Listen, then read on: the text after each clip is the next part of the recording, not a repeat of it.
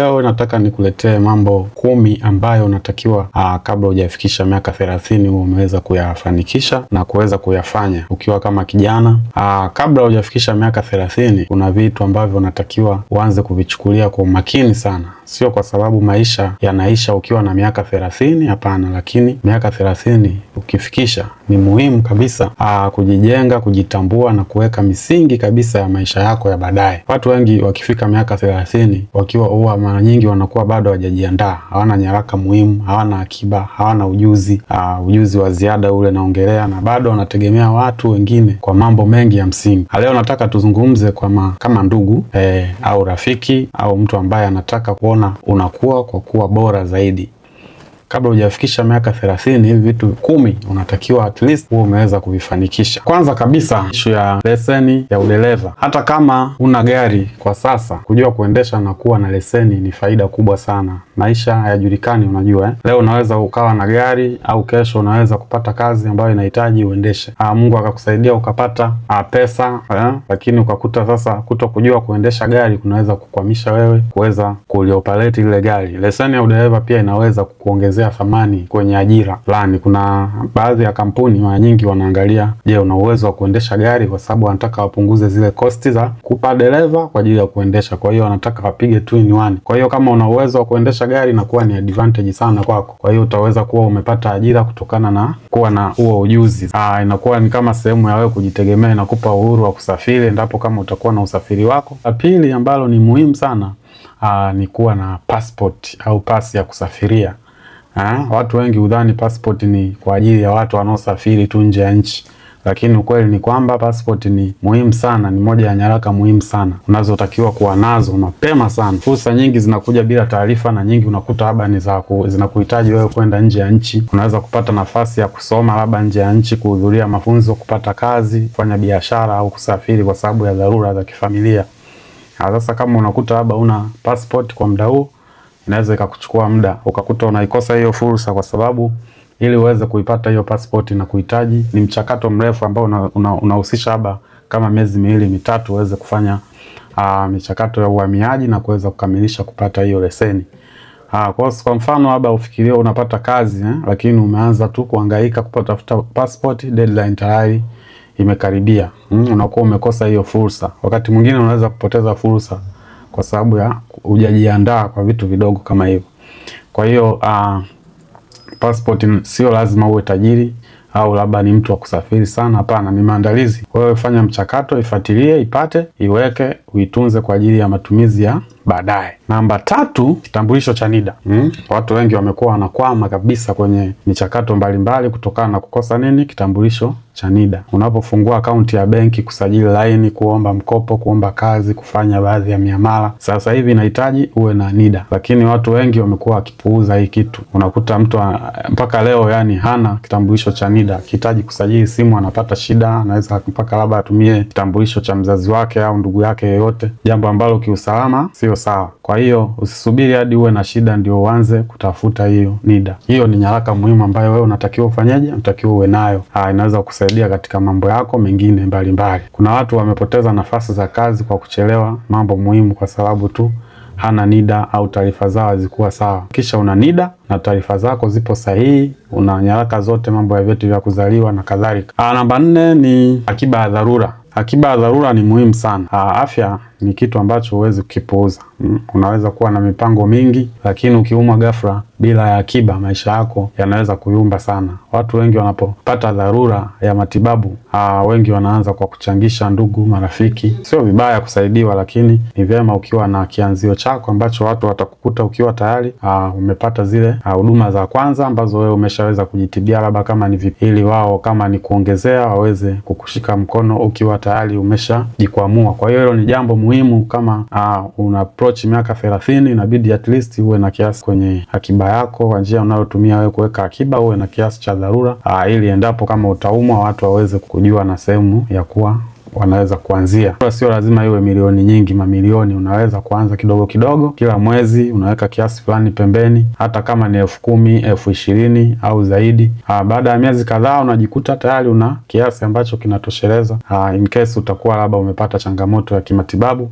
Kitu cha 5 ni ujuzi nje ya kazi yako rasmi ambayo unaifanya. Dunia sasa inabadilika sana, kutegemea mshahara pekee au kazi moja pekee ni hatari. Unaweza kuwa na mwajiriwa labda, lakini kesho mazingira ya kazi yakabadilika. Ndio maana unatakiwa kuwa na ujuzi wa ziada. Unaweza kujifunza labda mambo ya editing ya video, graphics design, digital marketing, coding, photography, public speaking, content creation, ufundi, biashara mtandaoni na hata kilimo cha kisasa. Ujuzi wa ziada unaweza kusaidia kuongeza kipato, kujiajiri na kuanza biashara ndogo. Usiseme sina muda. Dakika 30 kwa siku zinaweza kubadilisha maisha yako ndani ya mwaka. Badala ya kutumia muda wote kwenye mitandao bila faida, tumia sehemu muda huo kujifunza kitu kipya. Kabla hujafikisha miaka 30, hakikisha una ujuzi ambao unaweza kusaidia hata kama kazi yako rasmi itakuwa imeondoka muda huo. Namba 6, huo unaweza kujitegemea kwa kukaa sehemu yako mwenyewe. Hii ni muhimu sana. Haimaanishi lazima uwe na nyumba yako kabla ya miaka 30, hapana, lakini angalau uwe na uwezo wa kuishi kwa kujitegemea. Uweze kulipa kodi, kununua chakula, kupanga matumizi na kuendesha maisha yako bila kuwa na mtu wa kusimamia, ndugu au marafiki. Kukaa mwenyewe kutakufundisha mambo mengi, nidhamu ya pesa na kadhalika. Kuna kufundisha kuweka bajeti, thamani ya pesa. Pia unakufanya ujue maisha halisi yakoje. Unaweza ukawa unakaa labda unaona kila kitu kinalipwa pale nyumbani, bills baba au mama au mlezi wako anaziclear, lakini hujui behind the scene anazipataje. Kwa hiyo na wewe ukiingia kwenye ile ngoma ukaicheza, ndo unaweza kujua kumbe ni kwamba nafuja pesa na nini. Unaweza kuwa na uwezo wa kubudget pesa zako. Watu wengi huonekana wako vizuri wakiwa nyumbani kwa wazazi. Ukitoka maisha yanakuwa yanabadilika, wanagundua kuwa maisha yanahitaji mipango. Kwa hiyo jitahidi kuwa mtu anayeweza kusimama mwenyewe hata kama unaishi na familia kwa sababu maalum. Hakikisha una uwezo wa kujitegemea kiakili, kifedha, pia na kimaamuzi. Uwe una uwezo wa kufanya maamuzi kwa mwenyewe, kujikontrol mwenyewe. Namba 7 ni kuwa na mtandao mzuri na watu sahihi. Maisha hayajengwi kwa juhudi peke yake. Watu wanaokuzunguka nao wana uwezo kukuvuta juu au kukushusha chini. Kabla ya miaka 30, hakikisha una marafiki, washauri na watu wanaokupa changamoto ya kukua. Kaa karibu na watu wanaozungumzia maendeleo, biashara, kazi, elimu, afya na maisha bora. Usikae tu kijiweni mnaongelea mambo ya mpira, labda sijui Yanga kafanya hivi au Simba kafanya hivi, mambo ya usajili wa wachezaji. Hapana, inabidi kuongelea mambo ya kukua kimaisha na kuwa na maisha bora. Epuka kutumia muda mwingi na watu wanaopenda majungu, labda starehe kupita kiasi. Kila siku umeingia kitambaa pale, umepanda juu ya meza. Pia hakikisha watu unaokuwa nao kukatishi tamaa kila unapojaribu kufanya kitu kikubwa. Mtandao mzuri unaweza kukupa fursa, unaweza kupata kazi kupitia mtu, wazo la biashara kupitia mtu, ushauri kupitia mtu, au connection ni muhimu kupitia watu ambao wanakuzunguka. Kwa hiyo hakikisha unachagua watu sahihi. Kuwa makini, usikate tamaa, usikae na kila mtu kwa sababu tu unafahamiana. Hapana, kaa na watu wanaokufanya uwe bora. Wale watu ambao wanakufanya uwe bora ndio unawapa muda mwingi wa kuwa nao na kubadilishana mawazo mbalimbali. Namba 8 ni nidhamu ya fedha. Natakiwa kuwa na nidhamu ya fedha. Kisha unapokuwa katika miaka 30, unajua pesa yako inaenda wapi. Watu wengi wanapata pesa lakini hawajui zinapotelea wapi. Leo mshahara umeingia, baada ya wiki moja pesa imeisha. Ukiuliza zimetumika nini, umefanya kitu gani, huna jibu. Huwezi kuwa na jibu lolote. Unashangaa tu mzigo umekata. Jifunze kupanga bajeti, tenga pesa ya matumizi muhimu, akiba, kusaidia familia kama una uwezo. Pia familia usisahau, sababu hizi fursa Mwenyezi Mungu anafungua ili na wewe uweze watu ambao wanakuzunguka pia waweze kufaidi kupitia uwepo wako. Tenga pesa muhimu uweze kufanya maendeleo yako binafsi. Usitumie pesa zote kuonekana uko vizuri, labda una simu kali au una kiatu kizuri, una nguo nzuri. Hapana, sababu watu hao usipende kuwafurahisha watu. Just angalia maisha yako mwisho wake unakuwaje. Unaweza ukapendeza kwa ajili ya kuwalizisha watu au ukawa na simu kali nini, lakini mwisho wa siku hilo vitu havisaidii na havina mchango wote katika maisha yako. Sio kila sherehe lazima uende, sio kila siku mpya lazima ununue. Labda simu mpya imeingia, iPhone 17, iPhone 15, iPhone 16. Simu hizi zinakuwa ni sehemu ya biashara, watu wanatengeneza biashara unakuta, lakini functionality zile ambazo zipo kwenye labda iPhone 13 zile ambazo ziko kwenye iPhone 17. Kwa hiyo unaweza ukaamua kumaintain simu yako, wakati huo zile pesa ukaweza kuzielekeza katika mambo mengine ya maendeleo. Kama tulivyoongea, sio kila event ambayo inakuhitaji kuchanga, labda harusi, zingine inabidi uzisoti uangalie, je, huyu ana umuhimu, nikichanga itakuwaje, nisipoenda itakuwaje, itatoa muonekano gani kwake. Kwa hiyo unaangalia pia na umuhimu wa mtu mwenyewe. Namba 9 ni chanzo cha kipato cha ziada. Hata kama una kazi nzuri, usitegemee kipato kimoja maisha yako yote. Usiweke mayai yote kwenye kapu moja. Likitokea labda kapu limeanguka, mayai yote yanapasuka. Inabidi uyagawanye mayai yako. Haya mayai yako kwenye kapu hili, haya kwenye kapu lingine. Jaribu kuwa na kitu kingine kinachokuingizia pesa, hata kama ni kidogo. Naweza kuwa biashara ndogo, kazi za mtandaoni, kilimo, ufugaji, mambo ya content creation, kuuza bidhaa, huduma za kitaalamu na investment ndogo ndogo. Kipato cha ziada kinakupa nafasi ya kupumua ikitokea labda umepata changamoto. Kinaweza kusaidia kulipa bill, kuweka akiba, kusaidia familia au kuwekeza kwenye ndoto zako. Usidharau mwanzo mdogo. Watu wengi waliofanikiwa hawakuanza na kipato kikubwa, hawakuanza na mamilioni kuweza kuwekeza. Walianza na wazo dogo, nidhamu na uvumilivu. Hivyo vitu ndio vya muhimu kwanza kabla ya mambo mengine yote. Kwa kabla ya miaka yako 30 haijatimia vizuri, mbali na mshahara au pesa unayopewa kwenye kazi zako, ni kitu gani kinaweza kuingizia kipato? Inabidi uweze kuwa nacho hicho, uweze kufigure out kwamba mbali na mshahara naweza kupata pesa kupitia vyanzo gani vingine.